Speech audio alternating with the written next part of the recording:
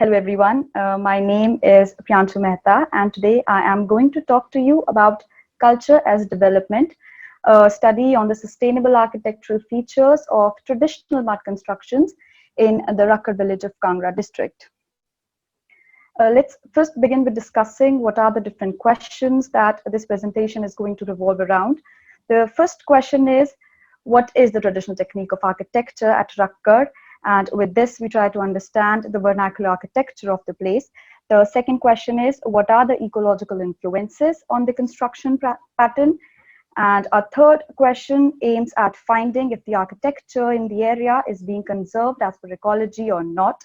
With this, we'll understand what is the present day scenario of this architecture in the locale. And our last question and most important one, how can a progressive relationship be established between environment, culture, and development? Now, very briefly explaining this section, I chose the beautiful perennial snowscape of Rakkar as my study area. It is a small village located about 8 to 9 kilometers toward east from Dharamshala Tehsil of Kangra district. And mentioned below, you can see I have mentioned 3 important ecological features that I want you all to factor in as we try to answer our second focal question, which was what are the ecological influences on this architecture and how well is this architecture in sync with the ecology. Our first feature is weather and climate. Now, the climate here generally varies from subtropical to subhumid. However, during winter times, the temperature can hover even below freezing point. So there is a persistent problem of snow and frost in winters in the area. Then second feature is seismic activity. Now, Himachal Pradesh, the state in itself is very prone to earthquakes, but Kangra is about 98.6% susceptible to experience seismic shocks of high intensity and heavy destructivity. The last feature is rainfall. Kangra receives highest level of precipitation, and here is a line graph representing the annual rainfall in Kangra. And to facilitate your understanding more, let me explain the key to you. The line in blue here represents Kangra, and the line in orange is representing Himachal Pradesh. This line graph makes it very clear that the district receives comparatively higher amount of rainfalls, which are rather variable and unforeseeable. With this, we move on to our next section here, which is vernacular architecture of Kangra. Now, summing it up all in points, vernacular architecture is A, a traditional form of construction, B, it is a community-based practice, C, it relies completely upon the locally sourced materials. So it is an outcome of admixing cultures and climates. Now, Himachal Pradesh is known to support 3 traditional building constructions, one being Kat Khuni, the other is dry stone, and lastly, we have mud constructions, which are also popularly known as adobe constructions. The Kat Khuni is more restricted to the eastern districts. The western ones, they are more predominated by dry stone and mud constructions. And this study is more inclined towards mud constructions and not dry stone constructions, because that is what my study area primarily supports. Now, let's get back to our first focal question, which was, what is the technique of architecture that is practiced in Rakkar? For that, let's first understand what are the 4 main material resources which are involved in the construction process. The first is a primary material of construction, which are the sun-dried earthen bricks. Then we have stone blocks, then timber, and lastly, slate. So everything that I'm going to discuss from this point onwards is going to be very simple to grasp, more because this is a community-based practice. It is based on the knowledge that has been passed from one generation to another. And more importantly, the craftsmen, the people who are involved in this construction practice, they do not have a professional degree in architecture. So how these earthen bricks are prepared? The first step is the earthen bricks. Obviously, they are made from the locally available soil, but the craftsmen, they make sure that the soil is appropriate for the purpose. It should contain both clay and sand in desirable proportions. The next step is adding water into the mixture until it displays visible properties of mud with suitable density and viscosity. Now, this mud again has variable uses to it. One, it is used to plaster the walls and the floor of the houses, which is actually the last step in the construction process. I'll be discussing ahead. Second, it is used as a fixed mortar to bind the earthen bricks and the stone blocks. And lastly, when this prepared mud is poured into the wooden molds and it is kept in sun for days to dry, usually 3 to 4 days, it gives us a final product, which are the earthen bricks. Next, we have a diagrammatic representation of an adobe construction, and I will be using it to explain the building configuration to you all. Now, since these vernacular works of architecture, they stand on tall, mountainous, rough terrains, the first step is to create a terrace and provide a plain base for the building to stand upon. Now, this plain base, it ensures sturdiness and stability, which is further complemented with a stone plinth, as you can see here. For those of you who don't know what a plinth is, it makes up the foundation of the building. It raises the construction level up to a certain height. It is basically supported by stone masonry, where mud is used as a fixed mortar. I have everything written here in case you think I am just speaking from my mind. Nope. Then above this stone plinth, the construction process is carried on, and the earthen bricks, they are laid down in proper orientation to form the walls of these houses. Now, these walls, they are again 6 to 8 inches thick, and they are underpropped with equally thick wooden beams. You can see the wooden beams, and they are both on the inside and on the outside, so as to support the base for the second story and the roof of the first. The next step is framing the interiors with equidistantly placed wooden joists, and the gaps in between them are filled with slate tiles and stone rubbles. This acts as a flexible mortar, so that at times of earthquakes, what happens is it distributes the shock waves equally outwards towards the whole construction, and it minimizes any fatal damage, making them more eco-sensitive. Yep. So here is a picture for reference. You can see the wooden beams. They're almost 3 to 4 inches thick, and they are equidistantly placed, and the gaps in between, as you can see, are filled with slate tiles, and above them is stone rubble. With this, we are left with only 2 other important features, which are the projecting balcony facades and the ceilings. The projecting balcony facades, they are supported by cantilevered wooden beams at the base and vertically standing columns, which are attached to the roof. Cantilevering is basically providing a support only at one end, and the other end is left free. So you can see they are attached to the roof with the vertical columns, and they are supported by the thick vertical wall standing behind. The wooden beams are cantilevered. What it does is it allows the structure to hold on more weight and makes them more compatible. Next, we have the ceilings. The ceilings are covered with wooden rafters from the inside, and long and thin slate sheets, they are laid down on the wooden structured roofs, and usually bamboo and barnwood is used for the purpose, and bamboo because it contributes to an efficient piping and drainage system, as bamboo is hollow, and in case any water seeps in, it simply passes through the bamboo. So there is no problem of seepage, no problem of leakage, and the functional configuration of these houses is interesting as well, but this particular one was worth mentioning. Little nooks are left in the earthen walls of these houses, which serves the purpose of cupboards and racks, and it makes the designs more spatial. So there's more room, there's more space in these vernacular designs. Next, we have benefits of eco-sensitive constructions, and this section has all the possible answers to our second focal question, which was how much these vernacular designs are in sync with the ecology. The first benefit is that they are cost efficient. So there is less dependency on outside labor as well outside material resources, because everything is locally sourced.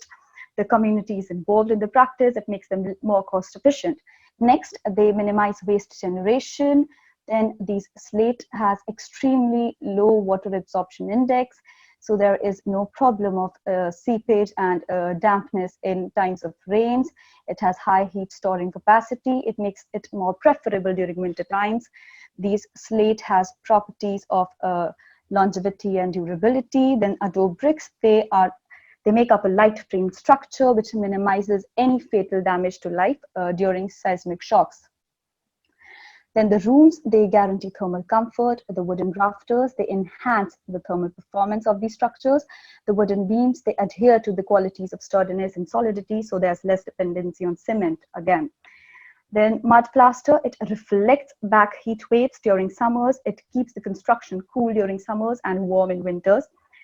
The vernacular technique, it is more adaptable to benefit from all modern amenities. So your home energy features, your kitchen utilities, drainage and piped water systems, they are all well supported in these traditional designs. Lastly, they are culturally and socially very inclusive. These architectural heritage, they conserve the cultural identity of the populace, and it provides the community the desired cultural recognition. Now, so much for the benefits, and let's turn your attention to the historical parallels to this vernacular construction technique, if there exist any. Now, why this question? Because there is an architectural disparity between Western and Eastern Himachal Pradesh. I've already discussed it. But and interestingly enough, the vernacular architecture of Afghanistan, it shares quite a lot of commonalities with the vernacular architecture of the Western hilly tracts of Himachal and Punjab. So this could be possibly because of the historic and ethnic links that have existed between the northern India and parts of Central Asia since time long. And in support of these links, I am presenting you with 4 important body of information that makes my proposition more solid and answers all these cultural parallels. First is the geographical outline of the country. Now, in 7th century CE, the boundaries of North India, they were extended far into Central Asia, and the Kingdom of Kashmir had its boundaries stretched up to the foothills of Salt Range in Pakistan, being obviously indicative of the cross-cultural influences that would have existed between the two regions. Then by the 9th century, Kangra Valley was also brought under the dominion of Kingdom of Kashmir, and as Kashmir extended its boundaries, as a plain consequence, the Iranian and Afghan influences, they increased as well, and Kangra, it became more and more exposed to the cultural practices of Central Asia and vice versa. Now, with the advent of 11th century, Mahmud of Ghaznavi dynasty, he captured Nagarkot, or the modern day Kangra. Now, Mahmud capturing Nagarkot brings us to our second important body of information, which is the genealogical record available. As Mahmud pillaged the palace, along with the vast riches, what also was recovered were the genealogical records of over 60 given generations. And these 60 generations that this genealogical roll talked about were of Indo-Scythian princes. Now, Indo-Scythians were originally Iranian nomads who migrated towards Southeast Asia, and today can be seen in parts of India, including Haryana, Uttar Pradesh, Rajasthan, and obviously some parts of the western tracts of Himachal and Punjab. Moving on to our third important body of information, the metal money. Now, around the same time, the commercial exchange throughout Punjab was also being carried out in silvers of Hindu Rajas of Kabul, suggesting various commercial relationships that Central Asia, specifically Afghanistan, would have shared with Northern India, more precisely Punjab, during that period of time. Then again, around 13th century, the Kashmir coinage ceased to exist, and around the same time, a large copper coinage started to be used copiously as the circulating medium in Kangra, indicating that probably the trade route that previously passed from Kashmir was rerouted through Kangra. Also, to support this, we have our fourth important point, which is the link road to the old Silk Route that led to Afghanistan from Kashmir but passed through Kangra. So either through trade or other cross-border movements, Central Asia has shared adaptation patterns with western tracts of states of Himachal and Punjab, very much explaining the commonalities in their construction techniques and construction patterns. Next, we have our third focal question, which was if the architecture in the area being conserved and what is the present day scenario of the architecture. So the title very much answers this question. The vernacular architecture of the area is fading. Now, what are the different reasons to it? One, there is a lack of awareness about the need for climate responsive buildings. Then the youth is mistaking vernacular architecture as an underperforming niche. Development is being often confused with westernization. And lastly and most importantly, the slate quarries around Rakkar, especially at Kaniara, are being shut down. Now, why these slate mines are being shut down, why these mines were shut down, it was asserted that instead of professional enterprises, the locals were running these mills and their practices were not in favor of the environment. And so the community-based management fell into the hands of state government. All the slate mines were shut down. Now, this obviously had no good consequences to it because other development projects got approved on the same land. I will round off this presentation back to this part on this prevailing ban on slate extraction. But first, let's see what were the consequences of this ban. Now, shutting down of slate mines, it caused local laborers to lose their source of income. People were compelled to move out in search of financial security, and the prices for the slate tiles, they took off drastically, causing people to move towards the modern construction alternatives.